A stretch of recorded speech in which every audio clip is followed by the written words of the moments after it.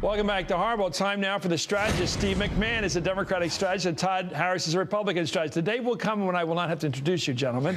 Let's start with a new ad put out by the organization Keep America Safe. It's a conservative group co-founded by Dick Cheney's daughter, Liz. The pendulum is starting to swing. An America run by progressives is really, it's about to happen. We're going to be looking for people who share our values. So who did President Obama's Attorney General Eric Holder hire? 9 lawyers who represented or advocated for terrorist detainees. Who are these government officials? Eric Holder will only name 2.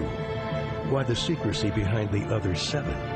Whose values do they share?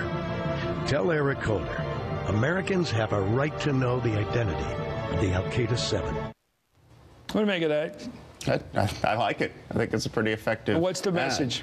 The message is basically, are there people who don't support the military tribunal process formulating detainee policy inside the Justice Department? You've got the administration all over the map now on this issue. You've got Holder saying one thing. You've got the White House. Do you think if a person has played a role as defense attorney for an accused terrorist, that person is suspect? I think someone who has argued in court against military tribunals, if they're going to be formulating detainee policy within the Justice Department, then the Justice Administration should just come out and say that. Okay, I thought these were just people who had defended these guys in court, not were against the whole system. No, one of them in particular is called military tribunals a kangaroo court. Okay. So if that woman's going to be formulating detainee policy, then they ought to just come out and say that that's what the policy is. The message of that ad is Dick Cheney is still out there, and he's still angry about the way his war is being treated by historians, and frankly by. So this is daughter of Dracula. Well, it's daughter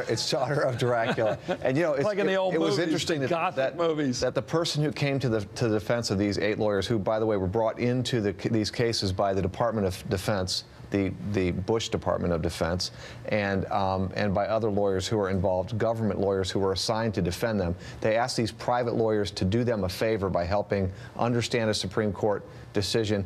Ted Olson, of all people, the Solicitor General, and a fairly conservative man in his own right, someone whose wife died in the 9/11 in a plane. Well, here's what I'm a big fan of Ted Olson, who's out there fighting for same sex, by the way. Here he is, Ted Olson, and I knew Barbara very well. She was sitting in my office the Friday before she was killed on 9/11. Let's take a look. Here's what Ted Olson said about whether you should be allowed to defend these bad guys. The ethos of the bar is built on the idea that lawyers will represent both the popular and the unpopular so that everyone has access to justice.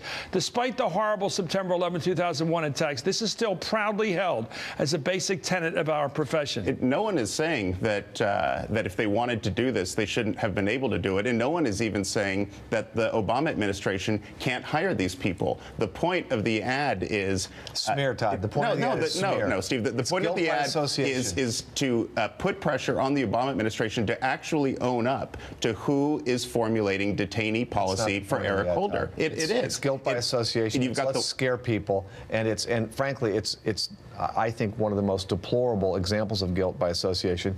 And the fact that Ted Olson, who's, as we pointed out, has some reason to feel this deeply, has stepped out and defended these lawyers for doing what a lawyer is sworn to do is pretty significant. And if I were Liz Cheney, I'd be a little concerned, because the Republicans now are starting to denounce what she's doing. It's not just people like me. I don't know a single Republican who's Ted Olson's one who's denouncing what she's doing. Liz certainly is not saying that lawyers can't represent who they choose to represent. In this case, these 9 people went. Unless those people are unpopular, and we're going to then smear them. No, that's absolutely not what it says. All the ad says is the Department of Justice should come clean on whether these people are formulating detainee policy. Steve, you and I both make ads like these, Todd. Steve, and the fact that the Department of Justice refuses to say this proves that they understand. Doesn't prove anything. It absolutely does. That they understand. Let me put to you an old-time case. John Adams defended the soldiers in the Boston Massacre. He was criticized for that. Your party would have blacklisted him for that. No one is blacklisting any of these people. We're simply saying that if you're going to hire them and have them formulate detainee policy, then say that these are the people who are formulating detainee policy. It's very simple. You're point. That ad, very that ad is much darker and creepier than simply full disclosure. It's a much better ad than me saying that ad is saying that there's something dark and evil about the Justice Department. And if that's what they wanted, Todd, who are they? That's what they wanted. What are they doing? If that's what they wanted, a FOIA request would have been sufficient. But of course, that wouldn't have gotten on hardball, would it? Well, let's take a look at incumbent Senator. A little different change of pace here. Incumbent Senator Jane Blanche Lincoln.